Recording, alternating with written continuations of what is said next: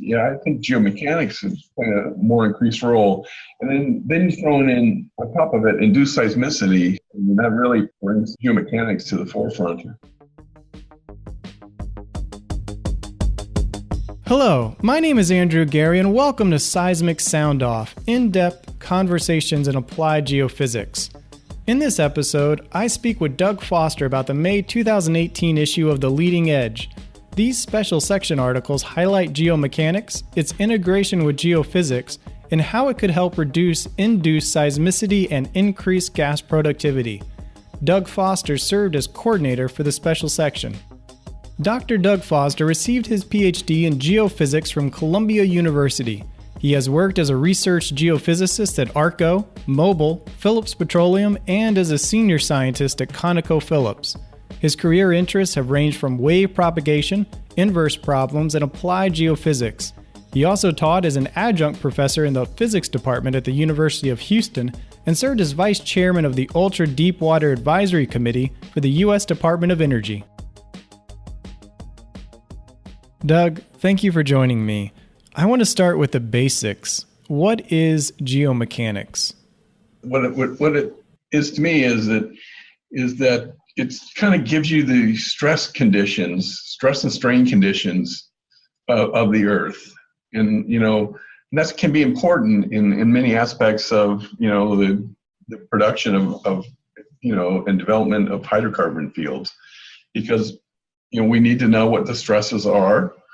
We need to know, it has certain effects on the seismic wave propagation, all the way down to how much pipe they need to put in the ground to produce a field for 20, 30 years. There is a lot of conversation around integrating geophysics and geomechanics. What are some of the benefits to this integration? Well, it traditionally hasn't been very well integrated, but I think the benefits is that, like in seismic imaging, stress can induce anisotropic wave propagation. So waves will propagate different speeds at different directions, and this can be related to stress. And so I think there's a strong coupling between these two. In terms of field development, it's always important to know what the stress conditions are for drilling and completion technologies. And geophysics can play a role in that, if we link the seismic observations to the geomechanical stress model stresses. Has the necessity to understand geomechanics, especially for geophysicists, taken on greater importance with the rise of unconventional resources?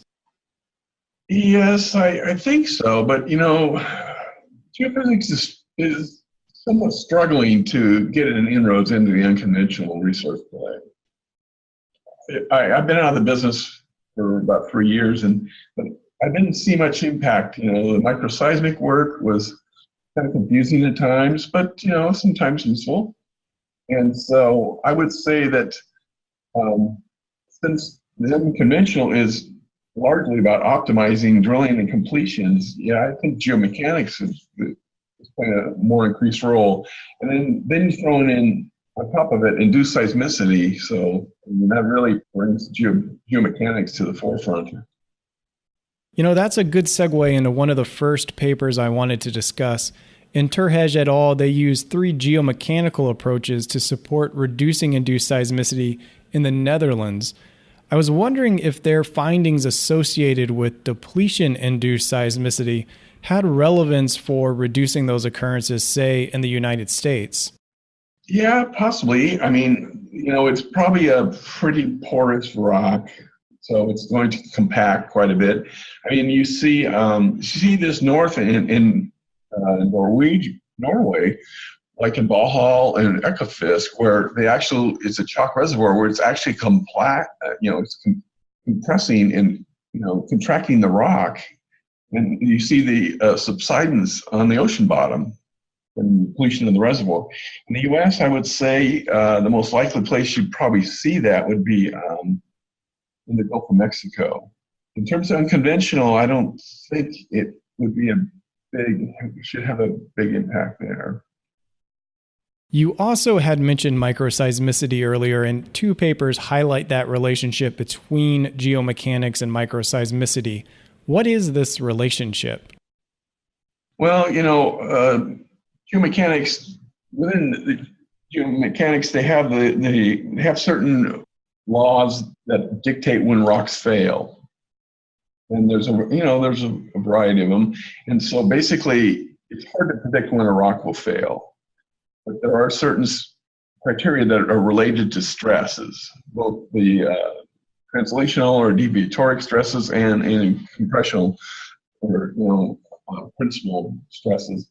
And that's kind of where the link is that you have, at some point, if you have failure in a rock, you'll get a microseismic event or any seismic event, whether it's earthquakes or induced in fracking and whatnot. But that's kind of the link. It's really based on a certain kind of stresses, the rock will fail.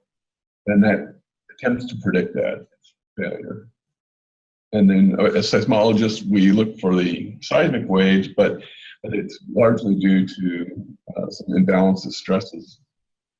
What led G et al. To conclude that it was overpressurization in shale that might be a key to finding higher gas productivity? Well, it was interesting. I guess it's hard to say. I'm not sure. It's kind of a conjecture in my mind, but it's interesting.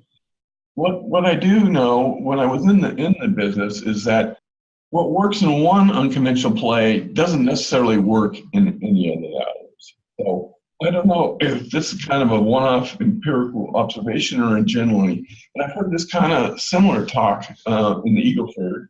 It's largely driven by porosity, which is can be related to pore pressures and things like that. So abnormal pore pressures, but I thought it was an interesting observation. I'm still kind of scratching my head on it, though. What did you take away as the key insight in Maharamov and Zobak's paper that was looking at surface reservoir monitoring to infer reservoir conditions? That was interesting as well.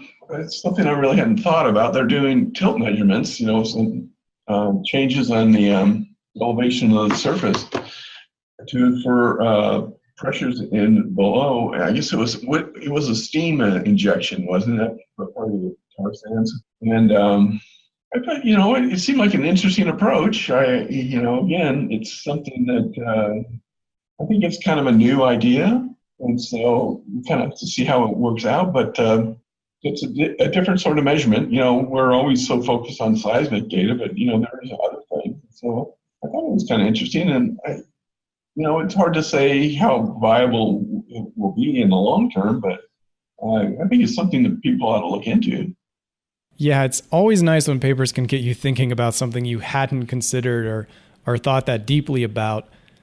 Outside of the subjects that were discussed in this special section, did you expect kind of certain things to pop up in the articles, or are there other topics you would like to see explored if this special section comes up again?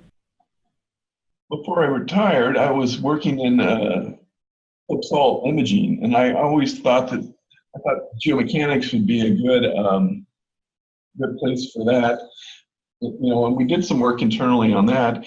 I think the stress fields around salt, where to go salt, can be quite variable because the properties between sediment and salt, physical properties, are quite different. And so we saw some uplift in salt imaging, using stress-induced anisotropy. And so I think that's an area that I think would be good to pursue. I think the whole idea of incorporating geomechanics into seismic analysis is a good idea. I think, for one, we know that stress plays a role in altering rock properties. So, and we're always studying how waves propagate through these materials, and stress will alter the velocities or the propagation speed of the waves, and so it seems like it's a natural fit. I think where it might be the most beneficial is maybe in time-lapse application. You have repeat seismic measurements, the stress fields are changing, the depleting reservoir, And I think that that would give a lot more insight into how the reservoir is basically breathing. And so I think it's a good topic, and I think it should be expanded. How do these papers that are present help geophysicists improve the probability of them being successful, be it in exploration capacity or even trying to reduce induced seismicity? Well, in terms of induced seismicity, I think, some attention needs to be paid to that. I mean, you look at the earthquakes up in Oklahoma, my God, it's just amazing how, the increase in seismicity, if you look where they're injecting wastewater.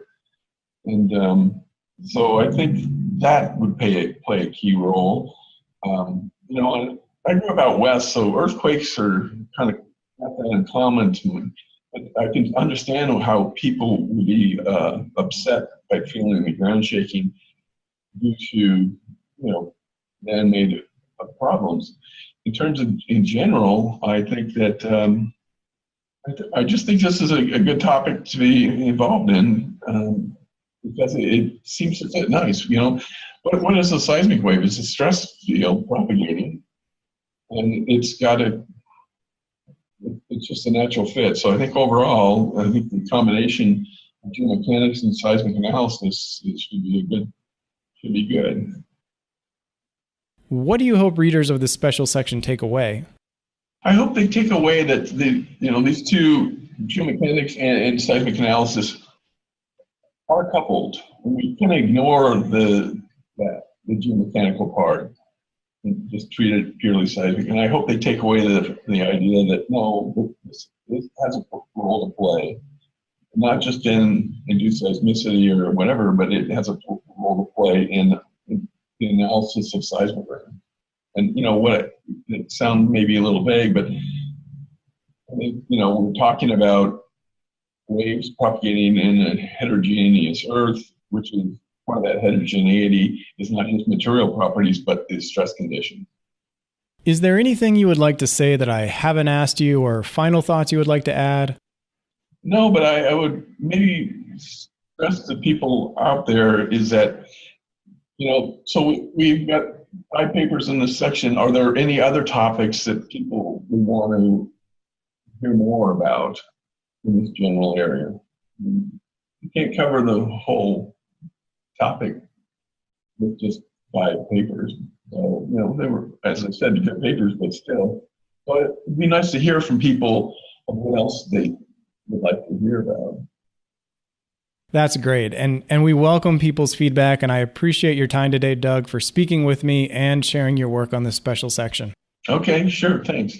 And hopefully it'll be well read. I hope so too, and I hope this will be well listened to as well and get people to read it even more. Okay, great. Bye.